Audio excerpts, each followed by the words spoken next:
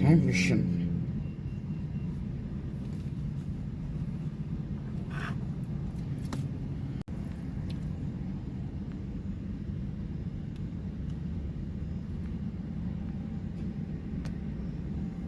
Yes, I haven't got my voice back yet, but it's alright. It's alright.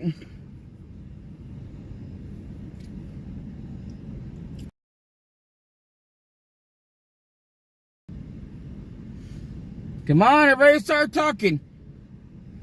Say something.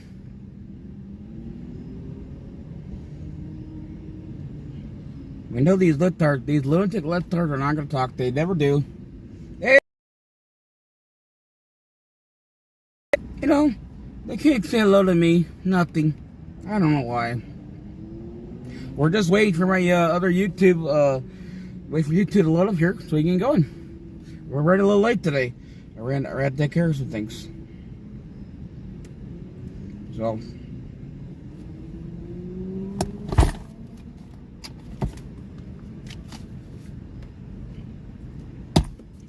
Come on, YouTube. Seriously. I can get this to work. We at least get something on there.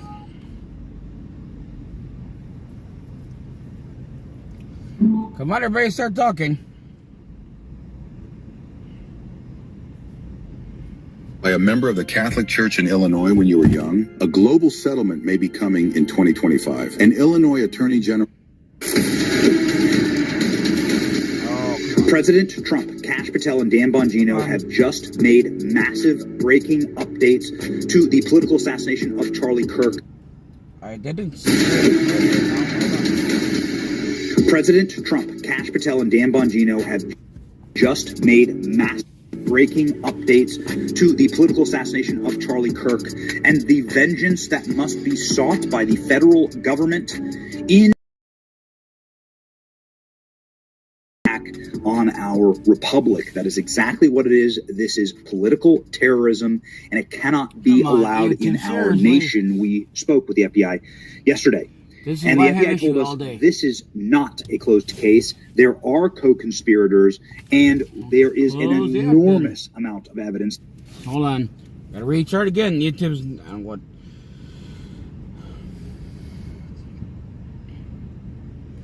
YouTube.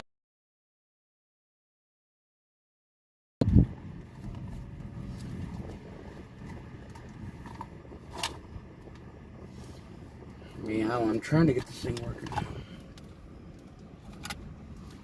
Anybody here? Come on, start talking.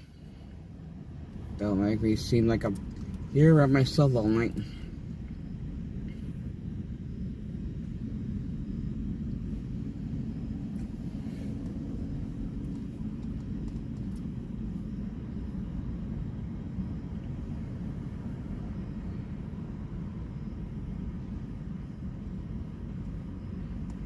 Alright, we'll try it now again. Hopefully it works.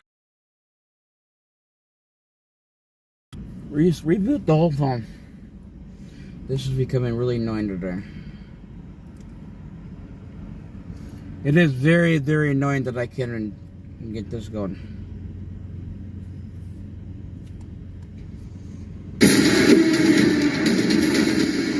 President Trump, Kash Patel, and Dan Bongino have just made massive breaking updates to the political assassination of Charlie Kirk and the vengeance that must be sought by the federal government in the collusion and coordination of this attack on our republic. That is exactly what it is. This is political terrorism, and it cannot be allowed in our nation. We spoke with the FBI yesterday, and the FBI told us this is not a closed case. There are co-conspirators, and there is an enormous amount of evidence that has been seized, both digital and physical.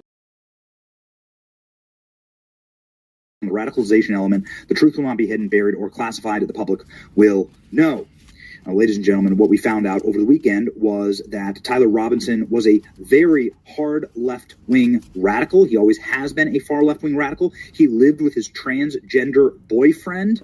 His transgender boyfriend has turned over everything allegedly to the FBI, and those electronics are making the case that this was part of the transgender spate, scourge of violence that we have seen in our nation. That is why the FBI is probing left-wing groups throughout Utah. Some of those left-wing groups, in fact, have bullets in their bios that have engravings, you will recall. Here's the Armed Queers of Salt Lake City. They nuked their social media. You will notice that their logo has engraved bullets, much like the bullets that struck Charlie Kirk were engraved with Antifa and LGBT and furry and left-wing iconography. Also, there seemed to be a contingency of transgender activists who had foreknowledge about Charlie Kirk's soon-to-be political assassination. Yo, guys, I have something very big coming tomorrow. Be sure you check the news. You'll know when you see it. Boyfriend. This is, of course, leading to some investigators saying that there's GPS data showing that there are dozens of potential co-conspirators, along with reports of dozens of out-of-state vehicles visiting Tyler Robinson in his home, mysteriously coming and going, ladies and gentlemen, the home that he shared with his transgender boyfriend. President Trump saying this is a massive investigation. We've just begun to look at the far left-wing radicalized group. Well, the problem is on the left. When you look at the problem is on the left. It's not on the right, like some people like to say on the right. The problem we have is on the left. And when you look at the agitators, you look at the scum that speaks so badly of our country, the American flag burnings all over the place, that's the left, that's not the right. Plan on investigating? We'll see. We'll be announcing. They're already under investigation. Yeah, they're already under major investigation. A lot of the people that you would traditionally say are on the left. They're already under? Already under investigation. They're under major investigation, and now we just found out seconds ago from Kash Patel what that investigation looks like. Dozens of people that knew about Charlie Kirk's political... Come on, YouTube, seriously. Isn't it upsetting to see the news and completely forget that our... Come on, YouTube. Like this all day, guys. freedom was earned with blood, sacrifice, and lives laid down by our veterans? Meanwhile, countless veterans fight... Dozens of people that knew about Charlie Kirk's political assassination ahead of time. Listen to this. Chats real quick. There's more than 20 individuals. But this is a great point. I want to lay out how this works. People think we can just get in these group chats and immediately find out who's in them. We, the FBI, are the investigatory body supporting multiple prosecutions and ongoing investigations. And that's another point. Our investigation at the FBI is ongoing. And there are scores of people in this Discord chat room. But we have to effectuate legal process. We have to go out there with search warrants so that if prosecutors want to later use this evidence, it's not tainted by being illegally obtained. We, the FBI, are running the investigation pointedly on the Discord chat group. There are scores of individuals that are going to be spoken to. There are also lots of family members and friends that have already been spoken to. And one more point on forensics. We were able to obtain in record time the text message chain between the critical cellular information from our CAS team that analyzes cell phone data towers in the area to pinpoint the locations of critical information that the FBI processed and got to prosecutors so they can lawfully use it in a court of law. And our investigation, our interviews continue, but we've learned some shocking things when we spoke to his family and friends as well. So Kash Patel there breaking bombshell news that there was premeditation and coordination inside of text chats and groups, something that we have long suspected here. Investigators that he subscribed to left-wing ideology, and even more so in these last couple of years. And he had a text message exchange, he, the suspect, with another individual, in which he claimed that he had an opportunity to take out Charlie Kirk, and he was going to do it because of his hatred for what Charlie stood for. Those are factually accurate investigatory findings by the FBI that we've handed over to the local authorities and the federal authorities to make their prosecutorial decisions. But I believe in this instance of such public importance, the public has a right to know. Kash Patel, they're saying there is premeditation. There are individuals who knew about this ahead of time and who assisted, who either knew about it and didn't report it, or were a total accomplice to this killing, that he had an opportunity to take out Charlie Kirk. They was steeped in left-wing hatred. This is the same thing that Bongino just said moments later on Fox. Any connection at all between the person who was asking the question about mass shooters and trans killers, or was that just a stunning coincidence when that single shot was fired? Well, we're investigating that. I don't want to say conclusively right now if there was a connection or not. Sometimes Charlie was known to speak out about these issues. He was a powerful voice. It's not terribly uncommon for him to get questions like that. However, we are looking into that. Any potential connection here, okay, so we're going to scrub. I'm not drawing conclusions from your answer, but you're saying it's a possibility. Is that what I hear you saying? We're looking into everything, Bill. There's not going to be a stone left unturned if there was anyone involved who aided or abetted. I can't say that in strong enough terms. Every single FBI asset on this team is being applied and used in this investigation. Okay. This is the exact same thing that Kash Patel said that he is using every resource available to the FBI in order to catch the entirety of the conspiracy to kill Charlie Kirk. Multiple air assets as soon as this shooting occurred. We were cycling in agents, evidence response technicians, hostage rescue technicians, and special operators in and out of Utah, cycling evidence back and forth on these FBI planes as soon as we could. Once I got there, along with the deputy on the ground, around 5 p.m. local on September 11th, was walk the entire crime scene, including. What we learned was there was evidence, DNA evidence that could be collected and had been collected, including a screwdriver that was found on the rooftop. Also, we went over to the scene in the wooded area where the firearm was discarded. And the firearm had a towel wrapped around it. It's important. I'll get back to that later. I even walked into the wooded area in the ravine, so I knew from my investigative experience what I could bring to the table and what decisions I needed to make.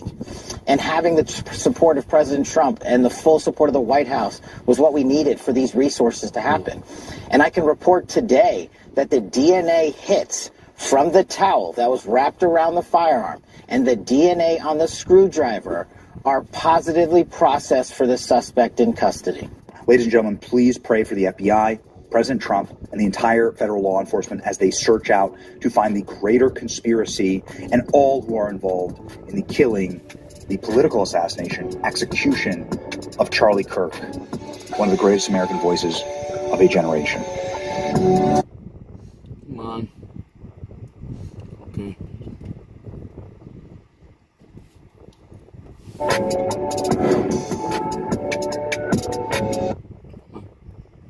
Let's get the next one. I don't know what's going on here.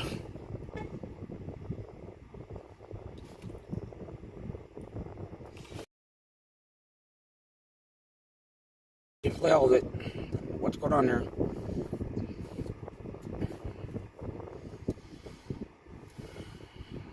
Become the unofficial leather repair guru, fluttering around my home and even visiting family, wielding my... Okay, we don't need this then. YouTube, stop.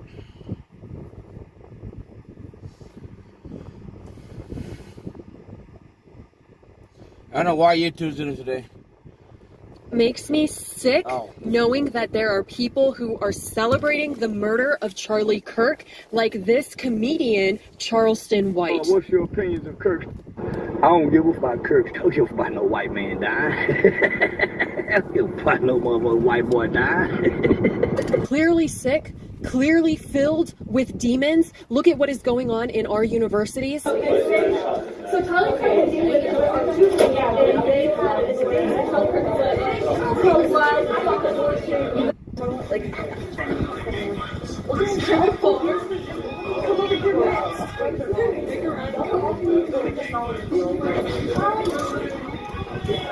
Why are we cheering for someone getting shot? Like, no matter what political beliefs are, we should not be cheering that someone got shot. He has a family. Yep. But we should not be cheering as a class that someone got shot. He has a family. He has a family. He has a family. Yes, and who shot them? A transgender person. Yes. It doesn't matter. You should not be cheering that someone got shot. What do you mean? Yes. You should not be cheering that someone got shot. I mean, this girl is so brave to be going up against years of indoctrination and the infiltration of our universities that have turned normal middle-class Americans into terrorists, into gang members, mafias, militias. It is absolutely disgusting that America went to bed last night with that horrendous, very sad image in our head, and that there are some people who claim that they think that it was great and that they are still a part of that party. Charlie Kirk, you're in the lower room, bitch. Oh, finally. Oh, thank you. And then people talking about some words can't hurt you. That's why we're in a situation now, because y'all still think that. If words couldn't be motivational speakers for evil, start shutting the milk up. Yeah, because being pro-life and having family values and you can MAGA rally with your MAGA hats on, yeah. This is what is going to happen to you if y'all keep this shit up. I guess it seems like they are mistaking the sadness and the grieving that people have for the loss of Charlie Kirk's life as weakness. Every anger and frustration that people feel throughout their entire life is being channeled back into this. And I don't think that they understand just the turning point that is happening. My coworker was all in a tizzy because she gonna tell me that Charlie Kirk got shot, and I said good. So we get into this whole conversation about it, and she goes, well, you can't hate people for their... I mean, how do you even talk to people like this? How could you work with somebody like that? In which a shooting like this happens. And again, I emphasize what you just emphasized. We don't know any of the full details of this. That we don't know if this was a supporter shooting their gun off in celebration, or so we have no idea about this. But following up on what was just said, he's been one of the most divisive, especially divisive younger figures in this, who is constantly sort of pushing this sort of hate speech or sort of aimed at certain groups. Okay, so somebody shares their opinion, and that's more hateful and divisive than shooting somebody. What on earth? And I don't... Well, Charlie Kirk was pro-gun, and so it's just so ironic and stuff. What do they expect to happen? That some miracle would just remove all of... Himself has said that the guns are already out there, and so we need to be able to protect ourselves. And in a situation like this, I believe a lot of Americans are going to be buying more guns. The shooter? Yep, sure do. Sure do. You support Charlie Kirk's shooter? Sure do. He does all favor. Would you shoot somebody like Charlie Kirk? I would have killed him myself. You would have killed him yourself? Okay. Do you have a job here in Seattle? Nope. I take that for a living. A few moments later. Oh, so you Trump supporters want to call my mom and threaten to kill my mom? Oh, yeah. That's why I called the police on you. And I'm reporting you for doxing and harassment. You're going to fucking prison, buddy. That's a federal charge. Dude, how are you going to say something so stupid and then, like... I wasn't trying to lose 8 pounds, but then this happened. Factor is my favorite hack for losing weight sustainably with restaurant quality food. Like, cry victim. I just don't get it. And if you look at it for real, Charlie would have wanted it this way. He was so for guns, so for the violence. I won. Isn't that beautiful? Rest in peace, Charlie. I genuinely wonder who on earth raised these people. Charlie Kirk is dead. Yet another victim of gun violence in a nation where what should be a rarity has turned into a plague. And the fact that they are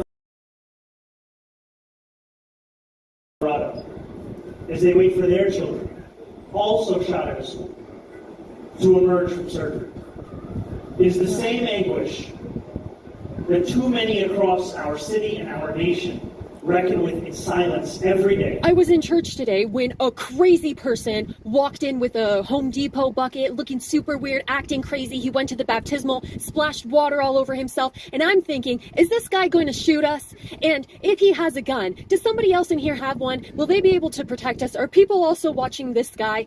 Me, others, good, safe, sane people having guns is not the problem. Deranged lunatics, these leftist terrorists are the problem, though. He was shot because we don't have food in our fridge.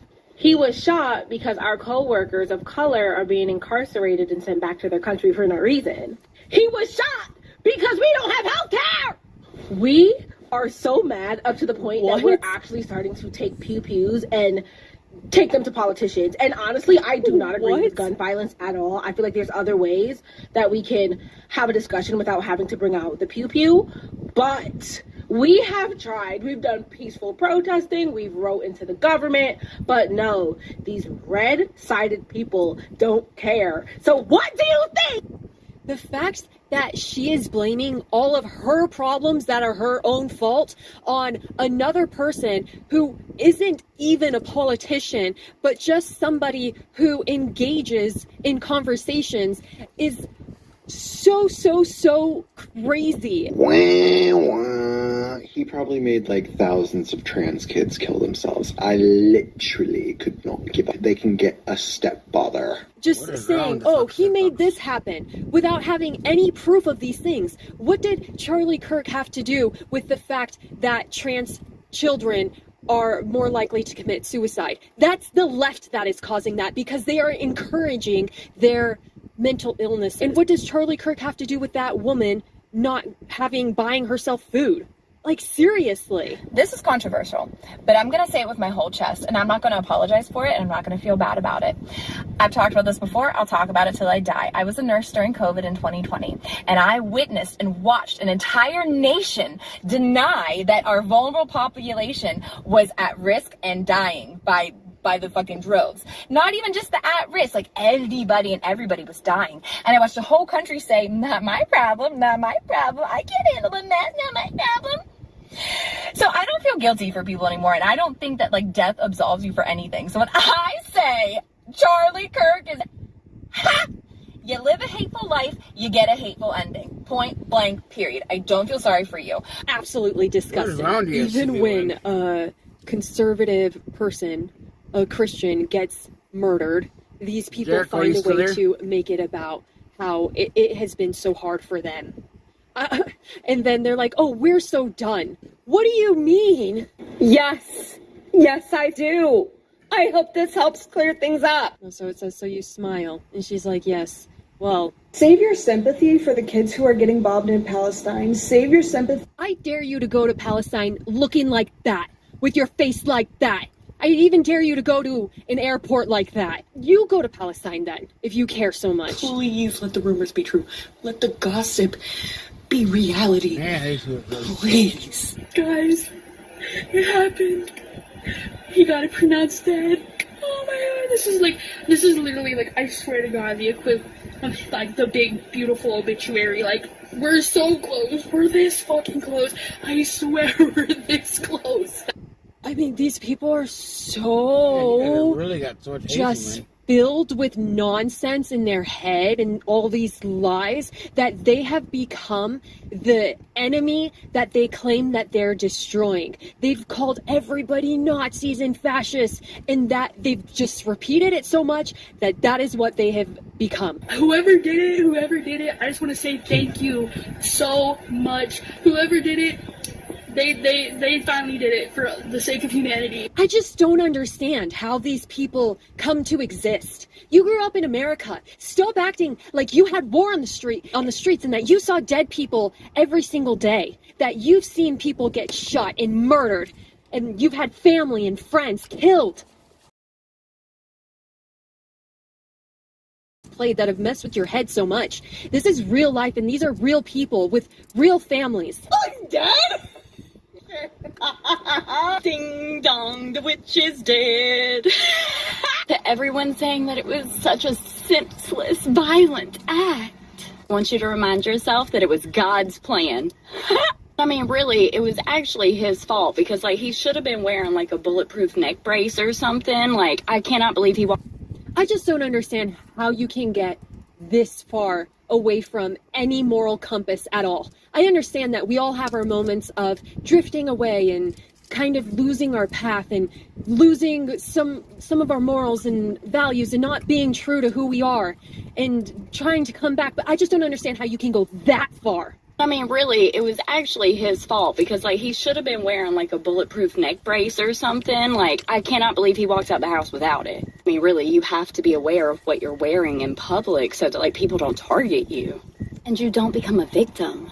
So I guess this is just another example of God's plan in action. Just what a bunch of incredible losers, that you have nothing to celebrate in life. You're not able to have actual debates or conversations. And so the only thing that you can celebrate, because you have no logic, you have nothing to stand on, and you yourself know that. So everything that you have to celebrate is just murder. Husband used to ejaculate prematurely until this.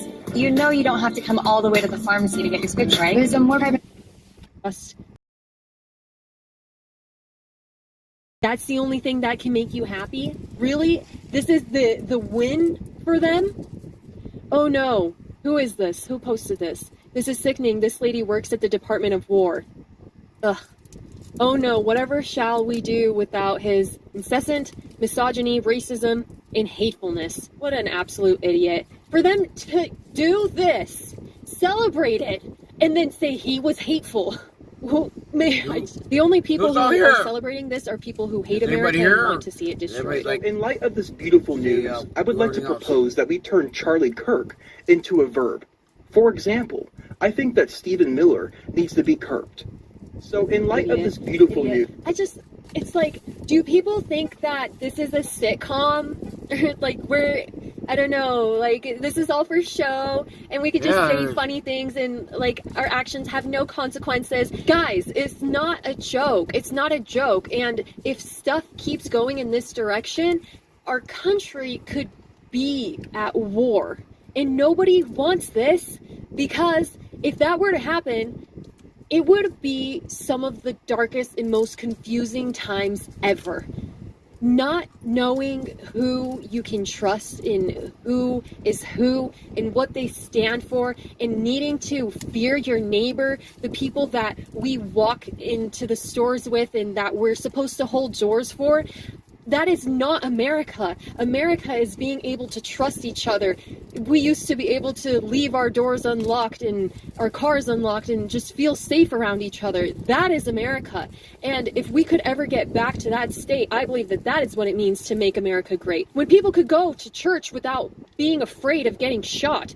I just went back to a church recently, and the church used to have wooden doors. Now it has these bunker type big thick metal doors that are huge. I'm like, wow, things have really changed, I guess, right? If you are mourning this guy, delete me, he spewed hate and racism. Who is this guy even? Probably some person who has some type of following. Oh no, this is a guy who is a current Secret Service agent. Isn't that freaking interesting? How can this actually be a random college student a random person who was able to get this shot from hundreds of yards away. Even if this wasn't orchestrated, this is what they have been pushing for. So whether or not, it doesn't matter, honestly. We all know that this is what they have been pushing for in videos like this. Well, I guess that's what happens when your entire career is just talking out of the side of your neck. I can't, it's just shocking. Shocking, isn't it? Okay, so sir, again, your reasoning on how we deserved it. God bless America? Yeah, you're right, God bless America. And freedom of speech is real, you're correct. It absolutely is. But shooting a gun at someone and killing them isn't a form of freedom of speech, like you said. Not because it's freedom of speech in America. It has to be a hot day, and he's wearing glasses and a mask. I mean, yeah, of course, wear whatever you want, but I mean, when we're getting, it seems, more and more divided, although in some ways it seems like we're so united because it's just America versus this group, these people, you know, these weird people. And it's like, is this how you would say, oh, okay, yeah, that's one of them? Like, if you're walking outside, you'd be like, you know? Or is it just a person who is, like, still freaked out about the virus, you know? I mean, just think about the way that they treated myself and others who have gone to protests with a MAGA hat on. You don't need to say anything. You just walk there. You just walk around the protest and you'll get yelled at. People will approach you, threaten you, push you, spit on you because you support a president who is an incredible entrepreneur, a great businessman like Charlie Kirk, 31 years old. Imagine how much more he could have accomplished in his life. So, right, you have a military guy celebrating this. Really makes you think, like, who? I don't know. I don't know, guys. I don't know. I do know that people are saying that this... I just wanted to say, I'm very sorry to everybody. I just wanted to say I'm very sorry to everybody that,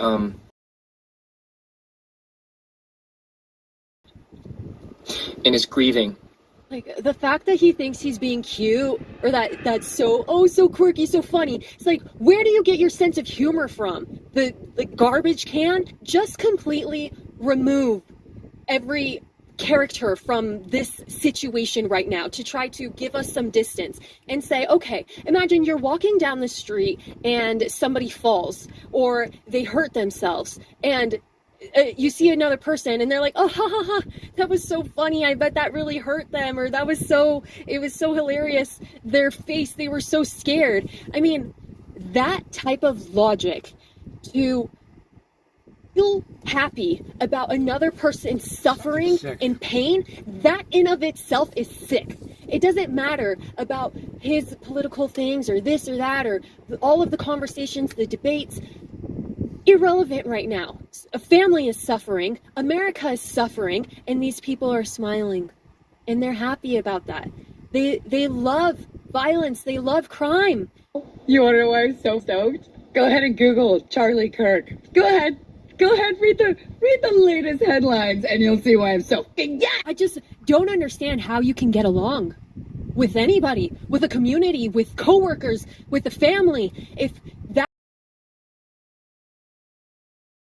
is mourning. That's our country. People are sad. And you walk in the room all stupid, smiling, and you think, what, that people are going to want anything to don't relate to you right now. You're ostracizing and isolating yourself. That is what these lunatics are doing, and they're just making it worse for themselves. Their lives already suck. They obviously don't have friends or family relations, and they're just further distancing themselves, making themselves even crazier. Guys, I think we're missing the point here. Charlie Kirk, he wants to be pew-pew. That's why he fights so hard for G-laws to never change. This is his dream. This is poetic. I'm starting to think if he planned this, because he loves pew-pew so much. My thoughts go out to that pew. What the? Get a shade that serves your skin. New Venus Moisture Glide. Bars with argan oil lock moisture in. Booking.com has all kinds of stays, because a city hotel is right for some, but not quite right for others. He planned this, because he loves pew-pew so much. My thoughts go out to that pew. Is she looking around for who the hell is laughing? Oh, yeah, I'm freaking. I know.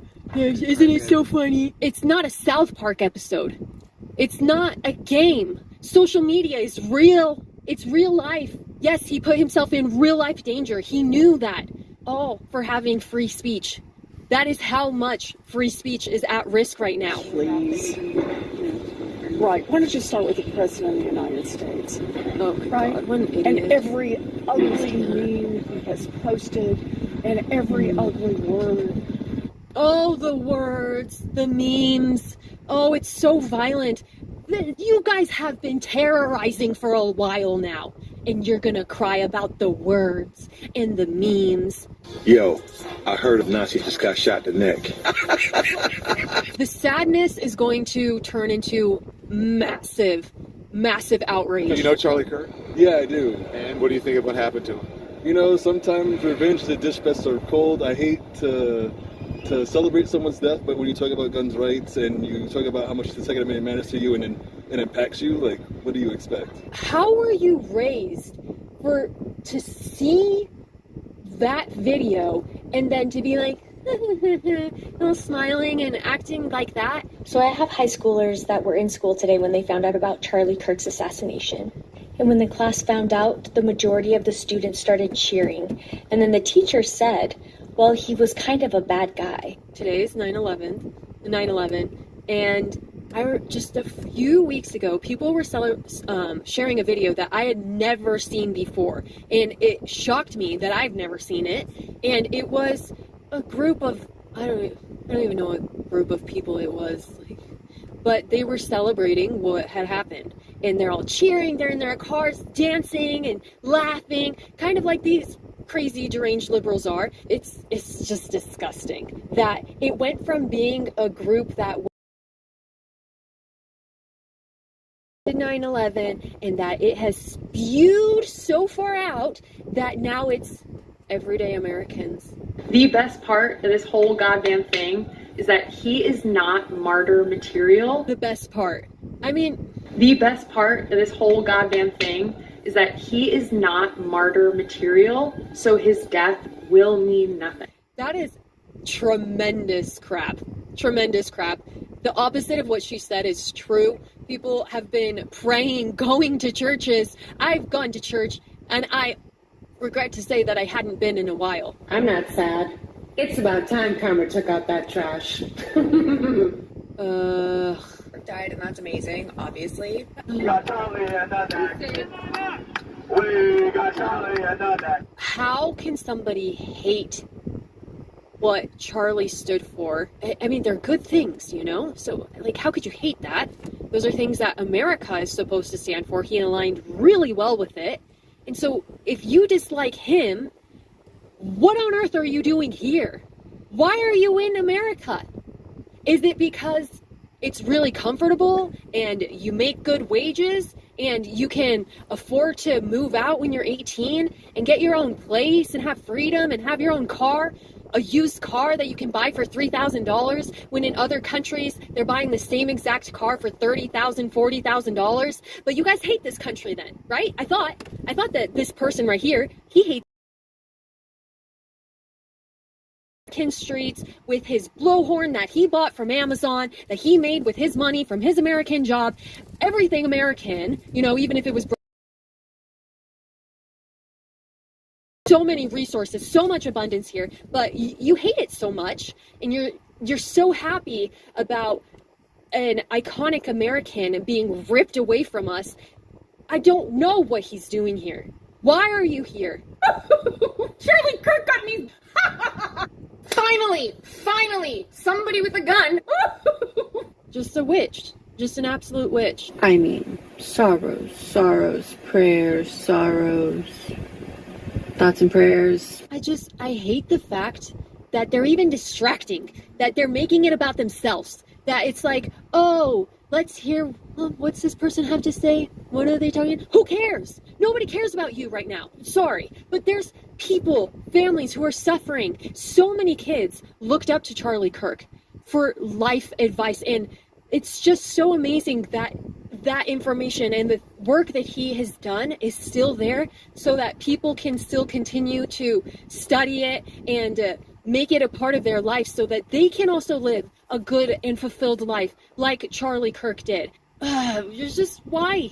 Why do you even post these videos? He did say that gun deaths were an acceptable side effect of gun rights. It is just an absolute devastation that it took something like this to happen, and to see the way that these much clarity and say enough is enough. We are going to unite with our families and our communities. We're going to get stronger than ever. Our faith is going to be stronger than ever. And we are going to take all of these emotions, this sadness, this grief, this anger, and channel it into healthy ways, things that are beneficial to our country. And it's going to be very interesting to see how that happens. I'll see you next time. Bye. These people are fucking crazy, man. I tell you, they are.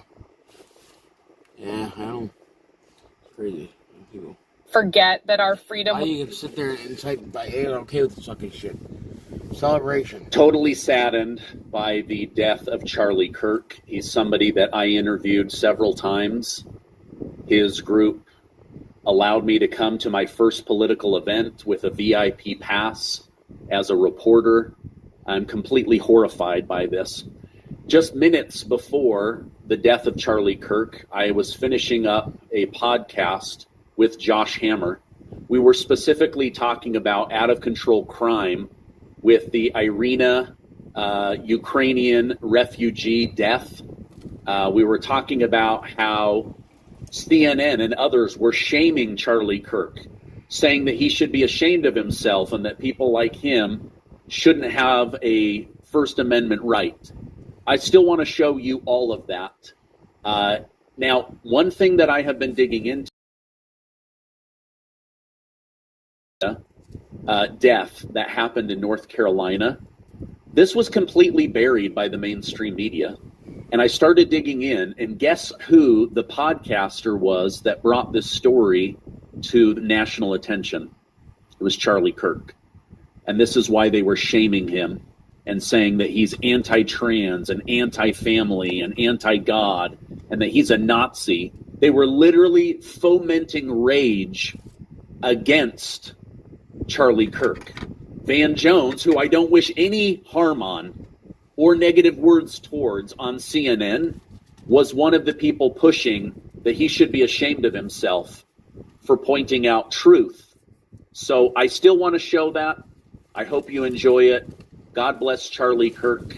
Here is the podcast between Josh Hammer and I. CNN has quite possibly said the stupidest thing I've ever heard, and as a white person, it was extremely offensive. I want to go through this. I want to go through this tragic murder down in North Carolina. I want to figure out, how does somebody with no judge or legal experience end up being a judge? Sharia law and President Trump going into cities with the National Guard. To help me do that, I have Josh Hammer. Josh, thank you so much for joining me.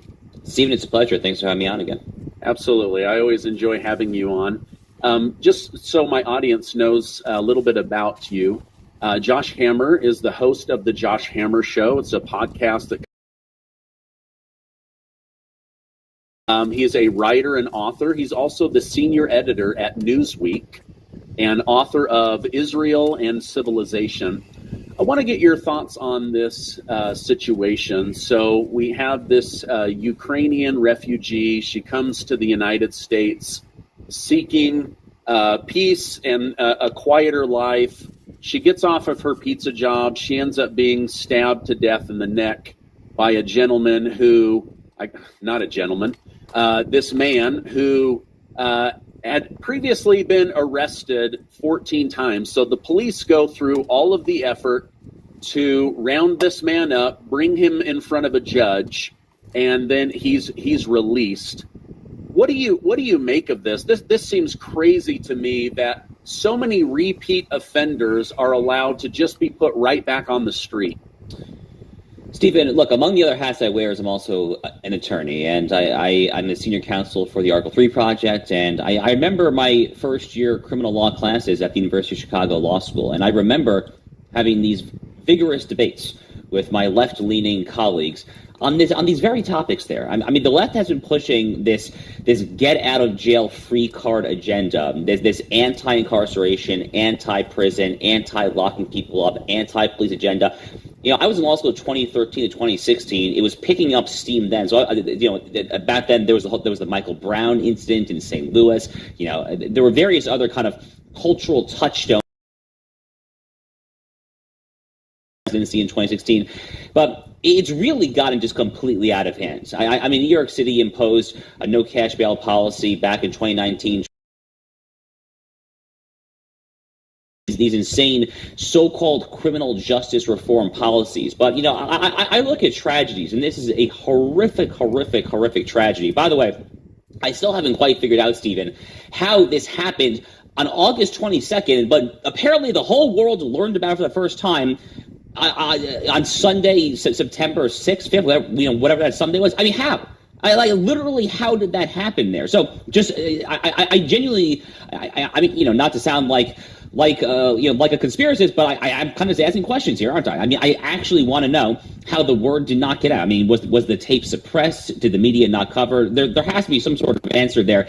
But it's a horrific tragedy, and unfortunately, I guess what I would add is it's all too eminently predictable based on blue city, blue state, light on crime, so-called criminal justice reform policies. When you continually mollycoddle criminals, when you let them out time and time again after they've been indicted, after they've been convicted, after they've actually been in the slammer for a brief period of time there, when you have an individual like this who has a rap sheet going back 14 convictions there, this is the kind of guy who back in the good old days, back in the 3-strike law era, 3 strikes, you're out. See, this guy would have been behind bars not that long ago, probably for the rest of his life, and that really clearly is what should have happened here. It's just a horrific situation there, and I have no doubt, Stephen, frankly, not to go there, but I guess I'll go there, that if the roles were reversed, and if you had a white person slaughtering a black person there, then this would be global news rather than confined, as it currently is, to conservative media.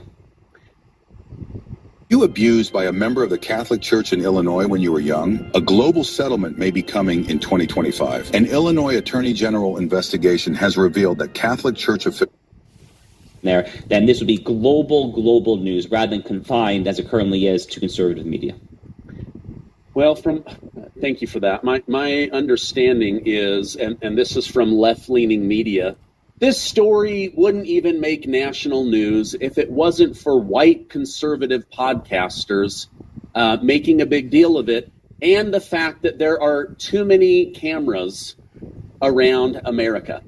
So they're blaming white people for bringing this story to the attention of the mainstream media, and the fact that it was captured on camera. So that's the only explanation that I've seen that I can share with you.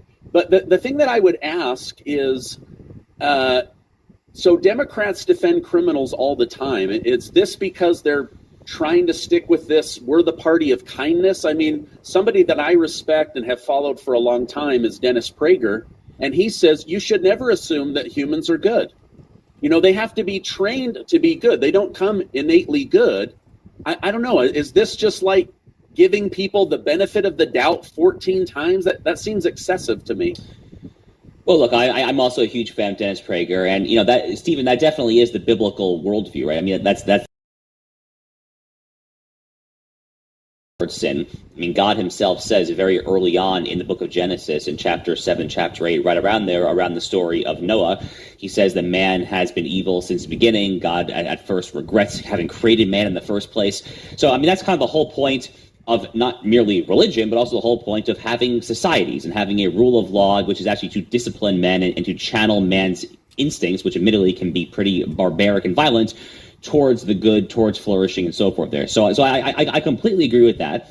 And the left, when they assert a different position, that man is naturally inclined towards good, that we should be giving 15, 20, 25, 30, however many chances it has, it's a fundamental misreading of human nature. It's a fundamental misreading of human nature.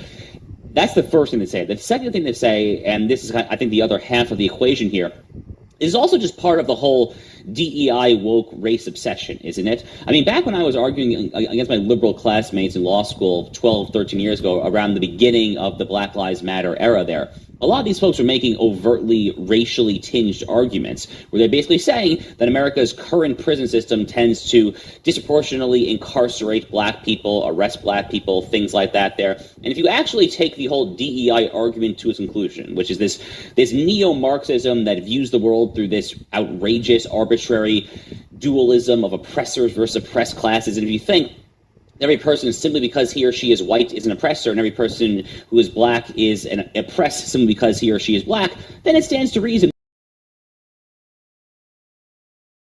world, then you're going to want fewer black people in jail, even if, as the case was in this tragedy in Charlotte, North Carolina, that the black person was a career criminal who never ever should have been out of jail. It's a completely obtuse way to view the world. I don't really know how else to say it there. It is evil, frankly, because it ultimately has as its foremost goal the mollycoddling of the criminal and the complete neglect of the victims of crime there. I much prefer myself a crime policy, a law and order approach that tends to, I don't know. I mean, how about we actually talk about the victims of crime more than the criminals? You know, once upon a time, that was a somewhat bipartisan thing in America. These days, unfortunately, it's pretty much increasingly a partisan thing. Yeah. It is interesting, two big tragedies that have happened in the last 10 days. So you have the shooting of the Catholic children on their first day back to school. You now have this story coming forward. Each time the left-leaning media tries to make you have sympathy for this person with mental illness. Like, oh, yeah, but they were trans and they had mental illness. Or this person, although locked up 14 different times, has mental illness. It's like there's never enough talk about the victim or the crime. It's this like DARPO of trying to throw the person who committed the crime. Elon Musk talks about this regularly. Let me switch gears with you. Although I did want to point out, it's interesting. The first story of the Jewish Bible outside of the Garden of Eden is murder. Cain and Abel. So again, are humans innately good? I don't know. But let me get your take on this. Not only because of your legal background, but also as a senior editor over at Newsweek, one of the most well-known publications in America. So Elon Musk pointed this out. So when it comes to the New York Times, whenever they write stories about race, they make the B for black capitalized and the W for white lowercase. Why? Just grammatically, from a senior editor, this is on purpose. They say that this is on purpose. Why would they do that? Is this to put whites in a one-down position and elevate black? Why would they do this from a grammatical writing standpoint? So, first of all, I obviously think that this is completely ridiculous. But if I'm trying to steelman the argument, as I say, if I'm trying to present what they're probably thinking there, this really started after the George Floyd summer of 2020. It really started after the terrible Black Lives Matter Antifa summer, where all these various woke institutions had their great racial reckoning. And specifically what happened back then, Stephen, was which is pretty much, it's not the gold standard, but it's the standard. It's the standard for corporate media companies. The New York organizations, including Newsweek, actually use the AP style guide. And the AP style guide, after the summer 2020, decided they were going to capitalize B. I think the professed purported reason was that blackness was an inherent trait of some sort there, that it was something innate to the condition, whereas white was too broad of a description there. Again, I think this is totally ridiculous, okay? And for what it's worth, people can go to my own columns at Newsweek. I make sure that for my own personal writings, I don't do this, actually. So, hopefully I don't get in trouble with my boss for saying that, but I make sure actually that I personally do not actually follow the AP style guide when it comes to this very thing, because I think it's utterly, frankly, ridiculous there. But this is what the AP style guide said after the summer of 2020, George Floyd, Black Lives Matter, all that there. I think it was basically just a bone to throw to Black Lives Matter activists there, trying to kind of exalt the notion of blackness and kind of implicitly maybe kind of demean or belittle the notion of whiteness. But they clearly are the same thing, so they should either both be capitalized or both be lowercase, in my opinion. Yeah. No, I agree. Like, if we're trying to create everybody's equal society, then everything should be equal, including our grammar. I typed this into ChatGPT, and it basically came back and said, because the white race doesn't have the same history as the rest of the world, they get a lowercase w. Kind of a lame cop-out, but that's what I guess AI could figure out. Let me bring something up from CNN, which I thought was very weird. So Van Jones, a well-known host on CNN, said, "Shame on Charlie Kirk and others for making this crime about race, even though DeCarlo Brown said twice on camera, 'I got that white girl, I got that white girl.' He said that Charlie Kirk should feel ashamed of himself." Then listen to what Van Jones had to say, because he kind of loses credibility with this comment that was allegedly made last night. Even the most liberal, well-intentioned white person has a virus in his or her brain that can be activated at an instant. And so what you're seeing now is a curtain falling away. And those of us who have been burdened by this every minute, every second of our entire lives are fragile right now. Okay, so... Want to know the hearing aid secret your insurance company doesn't want you to know about? You can say goodbye to the bulky and expensive hearing aids once. Okay, so Black Americans live oppressed every minute, every second of every day, and inside of every white person's brain is a virus that makes them evil. That's a kind of a weird thing to say. Yeah, I think that's an understatement. Weird thing to say. I mean, that's like a borderline eugenic style comment. I mean, he's basically making an argument about some sort of alleged inferiority of white European DNA versus other people's DNA. I mean, if I'm going to take him literally, that's what he's saying. I mean, maybe he's being proverbial, speaking culturally there. Whatever it is, it's terrible. It's also sad because Van Jones is not crazy across the entire spectrum of issues. Every so often, he actually makes an intelligible point. He's actually been pretty vocal about getting the hostages in Gaza back. He wears the yellow hostage pin. So every so often, he actually has a pretty decent take. But when it comes to these racial issues, these crime issues, policing, he's totally off the la-la land there. So I can't say I'm surprised. As far as his condemnation of Charlie Kirk, Charlie's a pretty good friend of mine, actually. I just did the Turning Point U.S.A. Student Action Summit in Tampa, Florida, just about a month and a half, 2 months ago or so. We're in regular touch. I think Charlie's right. I mean, how can you avoid the obvious racial element to this horrific tragedy in Charlotte, North Carolina? As you correctly said, Stephen, the man, DeCarlo Brown, he literally said, "I got the white girl," or something along those lines there. And he said this, I believe, multiple times there. And there's also the media coverage angle there, as you and I were discussing. Does anyone have an iota of doubt, the slightest doubt in the world, that if the races were reversed here and it was a white man murdering a young black refugee woman from... doubt for a second that the media would have pounced on this and made it a global story, an international headline overnight? No. Obviously,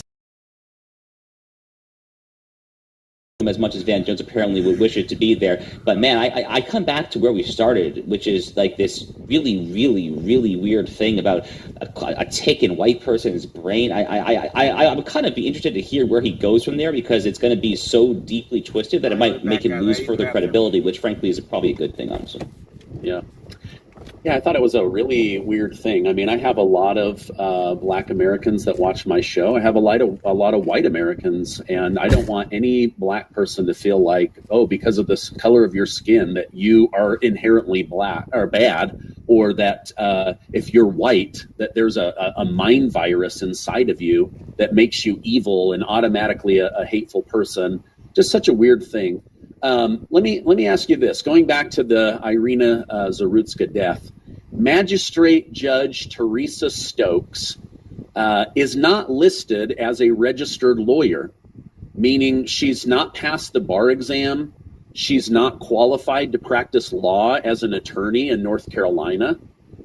This information has been widely reported following the controversy of the Brown murder, but this lady has like nothing, no experience as a judge. So now put on your lawyer hat for me, Josh. How do we have a judge with no law degree, no law experience, didn't climb the ladder from intern to lawyer to law degree to bar exam to partner to being named a judge, never took the bar exam? How on earth does she become a judge that can say, this gentleman who was brought, before a judge 13 times, on the 14th time, I'm going to use my years of judging experience to say he shouldn't go to jail? I guess I don't understand how that ends up happening. I would like to know the answer myself, Stephen. I can't say I do. I mean, this is a truly bizarre twist to this truly tragic story. I mean, I myself am barred as a lawyer in Texas, not in North Carolina. Although I did live in North Carolina for a few years, it's a wonderful state, contrary to this horrific incident and tragedy there. Clearly, someone should be a lawyer to be any kind of a judge, right? I mean, that's just like stating the most obvious of any obvious thing whatsoever. Now, look, admittedly, magistrate judges tend to be the lower end of the totem pole. This is not a district court judge, an appellate judge, the state Supreme Court judge there. So magistrate judges definitely tend to be the lowest end of the totem pole, but at a bare minimum, you would like to think that the ones who are actually making decisions have a law license, have sat for a bar exam, that are actually certified and trained as a lawyer. This has to be a quirk of the North Carolina Constitution, North Carolina judicial, like this to become a magistrate judge, but I know that it's ludicrous and it's ridiculous on its face. And if I were a lawyer in North Carolina, if I were actually a barred attorney living in Raleigh, Durham, Charlotte, this obviously is a glaring loophole that never shouldn't have been allowed to happen in the first place. Yeah. When I read that, I was like, oh my gosh, wait a minute. The person that let this guy go has no legal experience, didn't rise through the ranks, gaining wisdom and knowledge and all the nights of reading this case versus this case in order to have a rebuttal and build a case. Like, none of that experience. Very, very strange. And then her wife has connections to mental health facilities, and now they're questioning, were they letting people out of jail in order to get money over to these mental health I don't know. So we'll have to dig in more on that. But like a weird rabbit hole is opening up around this whole thing. Let me switch gears with you. President Trump has done an excellent job in Washington, D.C., bringing down crime stats. Now there's talk about National Guard supporting these ICE raids in Chicago. The court system, with actual judges, has approved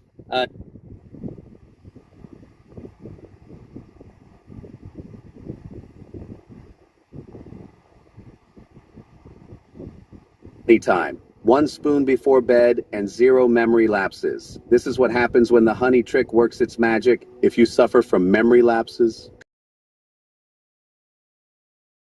you need to see this. This can change your life just like it changed mine. I managed to get rid of dementia. And no, it wasn't by taking quite the opposite. I got access to a report that was taken down under pressure from the industry. It talked about a Harvard PhD neuroscientist who helped patients with early forgetfulness regain mental sharpness. The report explained how he did it naturally using a simple honey-based recipe. All I did was follow the 3 steps he taught. I took this mixture just once a day, every night before bed. In 4 weeks, my memory was like an elephant's. I started remembering where I left my keys, and people's names came back more easily. I went back to sleeping deeply, waking up energized, and I even felt my good mood return in my daily life. Simple things like finishing a sentence without freezing or remembering what I went to get in the kitchen became natural again. And the best part, no drugs, no side effects. You just need to follow the 3 steps and take this mixture before bed. The secret isn't just in the honey tea, it's in the correct way to prepare the recipe. The base is honey, but what really makes the difference is the preparation. It's not complicated, but it's essential to follow the right order and use the exact amounts for it to work. Since this video can only be 1 minute long, I can't explain all the details here, but I decided to release the full video with the recipe for anyone who wants to watch for free. I'll leave a button right below so you can access the full recipe, but you need to act fast if you want to watch. They're doing everything they can to take down my social media. The same people who paid a major TV network to take that report off the air have already taken my website down twice. So if the video is still available, when you click the button below, watch it until the end and pay attention to every detail, because this might be your only chance to access this exclusive information.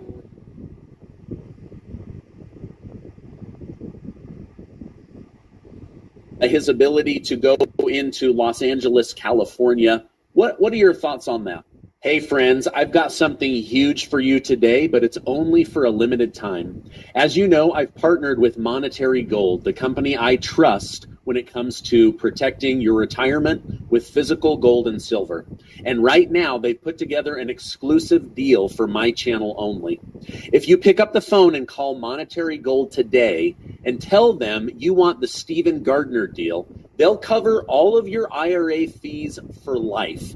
That's right, for life. But you have to call and ask for the deal today.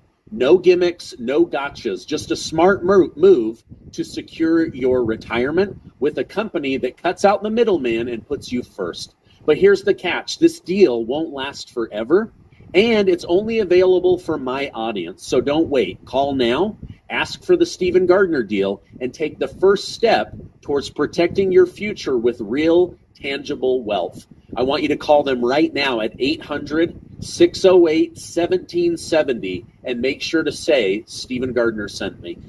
Well, look, the ICE decision, allowing ICE to enforce immigration law, and this is a no-brainer of all no-brainers. I mean, how federal judges got involved in the first place in the purported ability to tell a president that he can or cannot enforce the immigration laws is ludicrous. I mean, this is an inherently enforcement executive branch decision there. I actually would go even further, Stephen. I would argue that when it comes to immigration laws, there's something in constitutional law known as the plenary power doctrine. The plenary power that it refers to is that the political branches, namely Article 1, the Congress, and Article 2, the executive branch, have plenary, as to say, absolute power over enforcement of this nation's immigration laws. So to me, if you are being arrested for grounds of removal or deportation, in my opinion, you don't even have a constitutionally guaranteed judicial review option in an Article 3 federal court, which, by the way, is why Congress many years ago created immigration courts that are not part of Article 3. They're actually part of Article 2. They're actually part of the executive branch there. So the notion that federal judges could get involved to try to hamstring the executive's ability to enforce immigration law is just completely preposterous and ludicrous on its face. Now, they might get involved if the president is not enforcing the immigration laws, right? Because there's the take care clause of Article 2, which says that the president must take care that the laws be faithfully executed.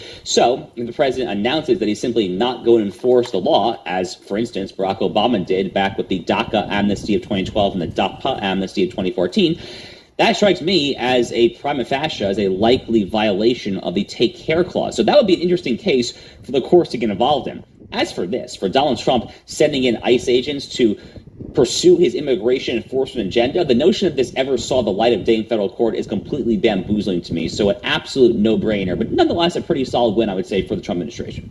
Okay. You wouldn't push me if I were you.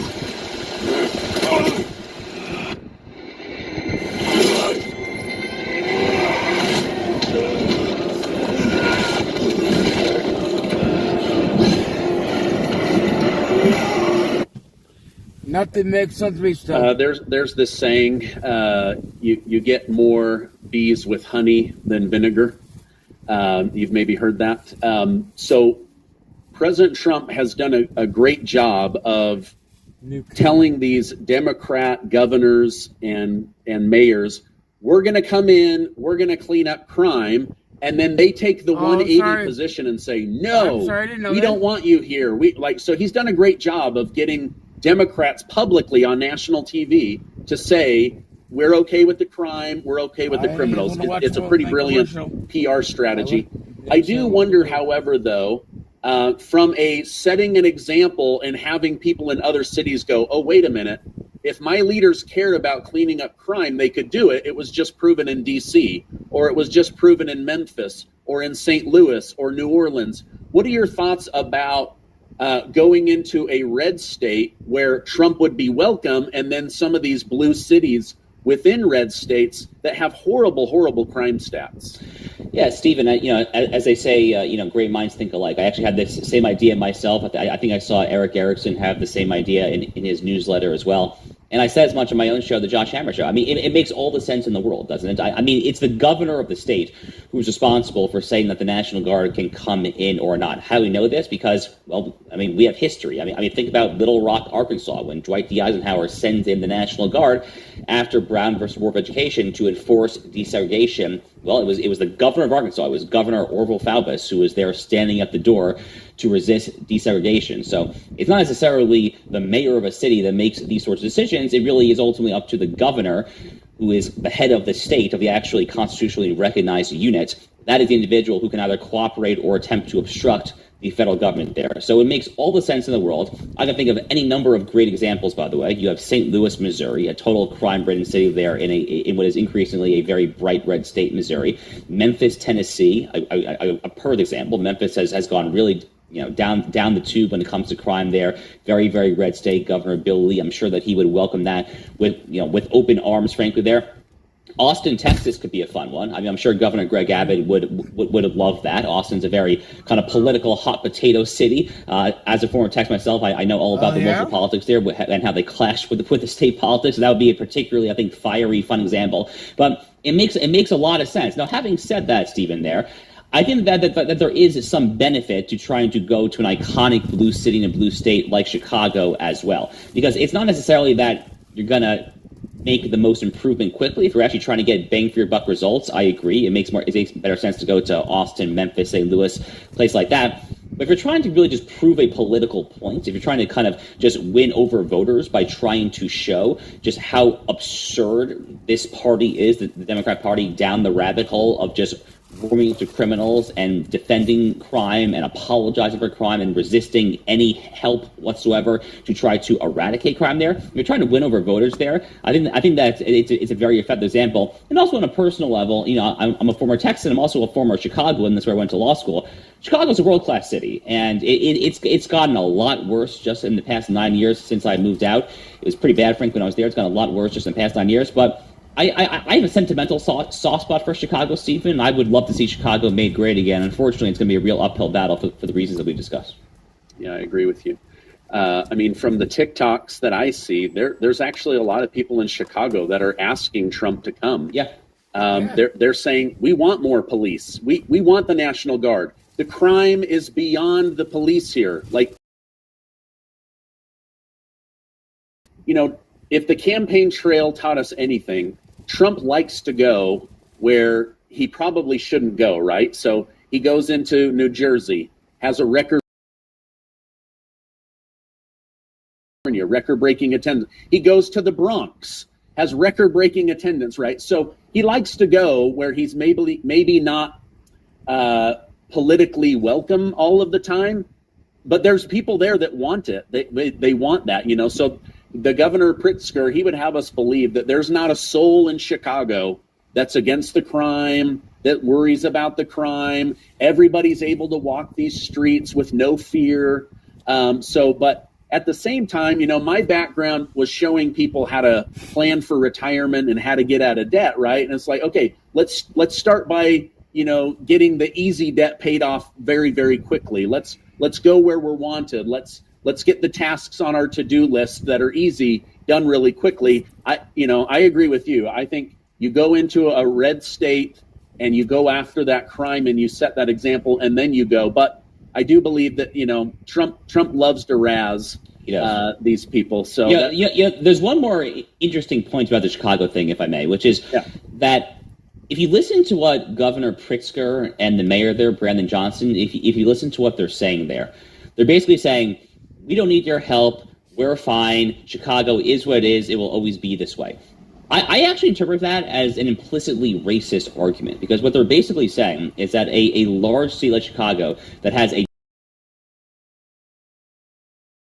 to have horrific crime. I mean, is it? I don't think so. I mean, to me, that strikes me as a pretty actually racist thing to say, somewhat ironically as well. Yeah. 700 murders in Chicago in the last 24 months. Over 80% of those were Black Americans. And then they have the audacity to say, we're the party for Black people. Black lives matter. Well, I guess not, unless you're raising money, right? They don't really matter if it comes to making life better, making life safer. It's kind of sad. Okay, final question. I appreciate you coming on. Let me show a video here, and then I'll set this question up. But basically, Muslims down in Texas are trying to force Sharia law onto American citizens. They're saying no alcohol, no gambling, no pork, no pigs allowed, no bacon, no nothing.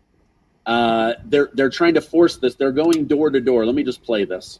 And not violate the religion of Islam by selling and distributing products that are against the religion, because we should love what Allah loves and we should hate what Allah hates. This is what we're here for, and little by little, one by one, we're going to be visiting all of the stores in the neighborhood, particularly the inner city neighborhoods where the religion of Islam is ignored. By not So this is what I think about your generation. It's all your fault. You are the ones that cause the problems for the rest of us. Oh, yeah, first, we get like commercial. Sorry about that. Where the religion of Islam is ignored. Up in Deerfield, Michigan, other areas, the Muslim population, they're literally going business by business, harassing them, trying to shut down alcohol. I don't drink alcohol personally. I never have, don't plan to.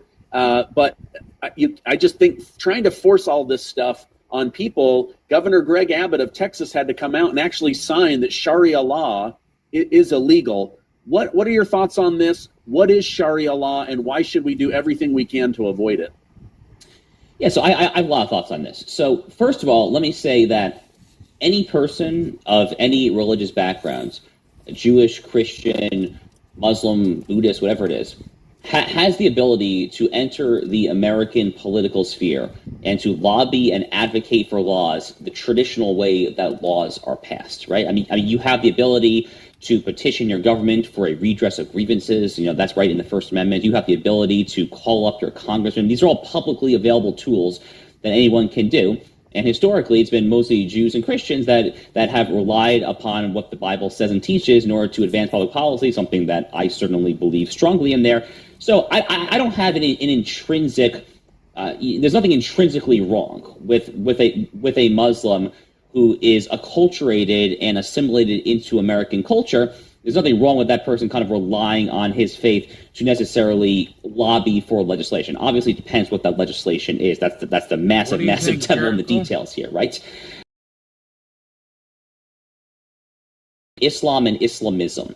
Islamism is a hegemonic ideology that seeks to impose Sharia law, which is the religious law of Islam, unto everyone else, unto non-believers, onto what Islam refers to as infidels, and ultimately seeking to replace Western legal canons, Western laws, with Sharia law. That is the goal of the Islamists. Now, there are such thing as assimilated Muslims there. So, for instance, my friend out in Arizona, Dr. Judy Jasser, ran for Congress, unfortunately lost. Amazing American patriot there, also a faithful Muslim in his private life. I have no issue with that whatsoever there. When you are trying then to aggressively try to take your religion and the law and then try to force it onto others, then you have ceased to be an American, I would argue, in kind of the civic sense of the term, right? There's no such thing historically as quote-unquote separation of church and state. That is a fake legal concept, but nonetheless, there is a political sphere and there is a civic sphere. So for instance,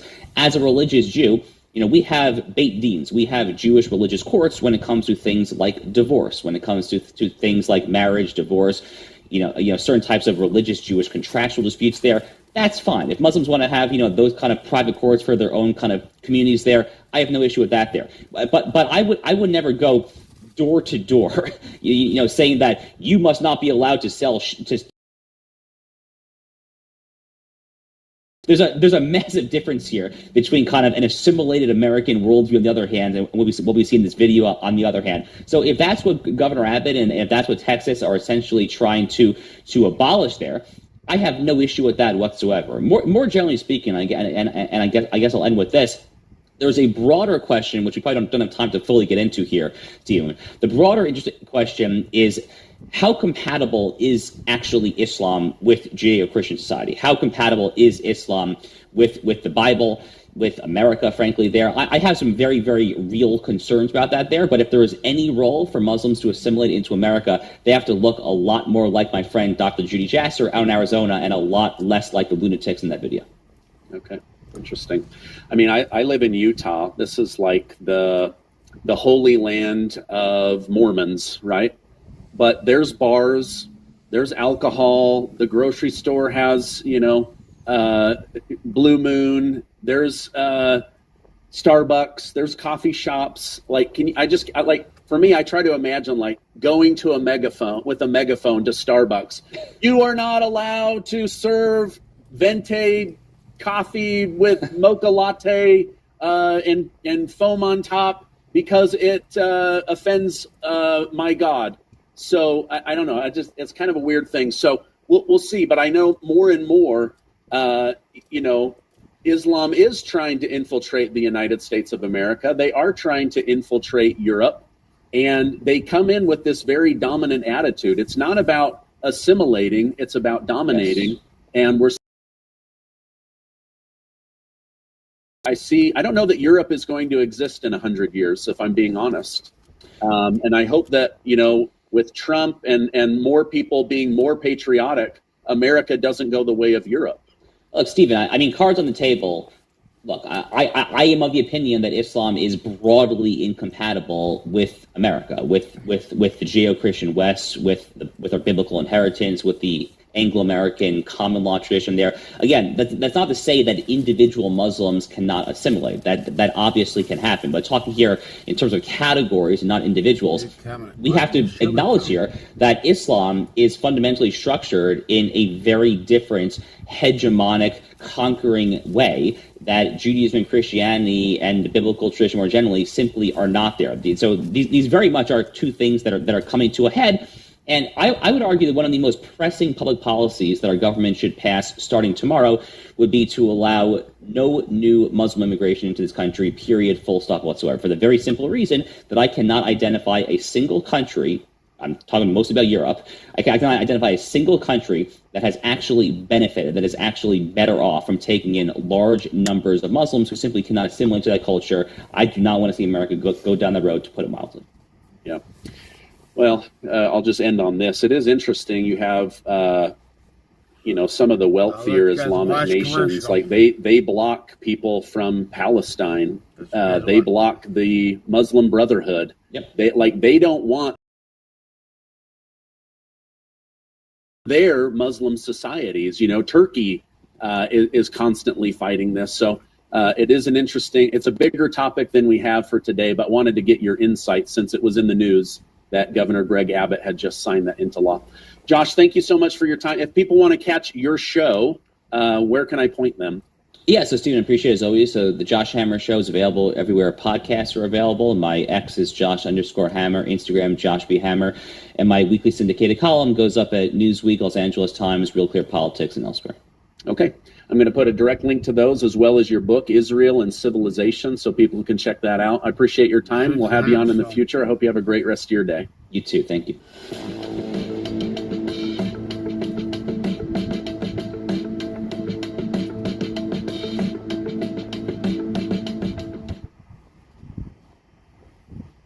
Good evening. Welcome to tonight's news broadcast. I have some big news coming out of Washington, D.C.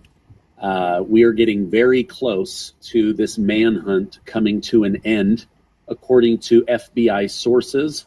Also, just minutes ago, CBS News announced that they believe they have the name and the person. There has been a connection made that the FBI feels confident about. Now, I don't have that name yet, but wanted to bring this to your attention. Also, Alex Jones started pointing out some very suspicious things that nobody else is pointing out. Songs about Charlie Kirk from someone here in Utah.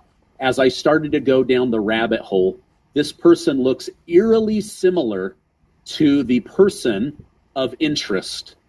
Now, I'm not going to show that person because this is all I know. It's all I just if told they're you. not the right person, I don't want to be in trouble. I don't want anybody to go out and do something crazy. But let me go through this news, and maybe by the time we have this video out, we'll have that name. But that's what I have for you right now, and wanted to share that with you.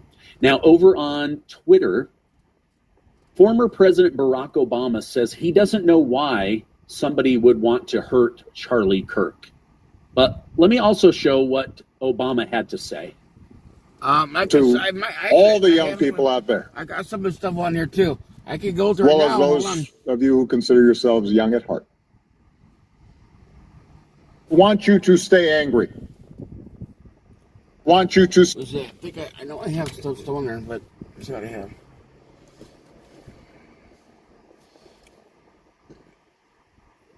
The only thing is, that's going to show you guys stuff there. You guys understand the information that it told us about the way he go to Doug.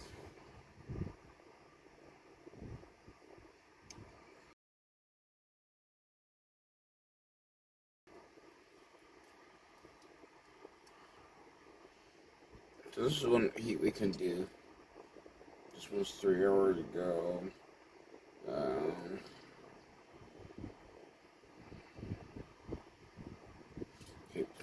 Okay, here we go. I think this little thing helped me more than my last therapy session. It's called the Pandy, a lifelike plush toy designed and powered by AI. It makes you feel loved.